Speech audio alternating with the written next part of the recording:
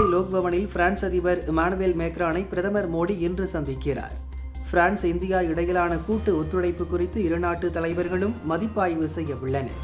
தமிழக அரசின் 2026-27 நிதியாண்டுக்கான இடைக்கால பட்ஜெட்டை நிதியமைச்சர் தங்கம் தென்னரசு சட்டசபையில் இன்று தாக்கல் செய்கிறார். தேர்தலை முன்னிட்டு முக்கிய அறிவிப்புகள் வெளியாக வாய்ப்புள்ளது. நாடு முழுவதும் 10 மற்றும் 12ஆம் வகுப்பு மாணவர்களுக்கான CBSE பொதுத் தேர்வுகள் இன்று துவங்குகிறது. மொத்தம் 8000 மையங்களில் தேர்வு நடக்கிறது. தமிழகத்தில் 1 லட்சத்திற்கும் அதிகமான மாணவ மாணவிகள் இத்தேர்வை எழுத உள்ளனர். மந்தன் பைதக் என்ற பெயரில் நாட்டின் கூட்டுறவு துறைகளை மேம்படுத்துவது குறித்து மத்திய உள்துறை அமைச்சர் அமித்ஷா குஜராத்தில் இன்று ஆலோசனை நடத்துகிறார்.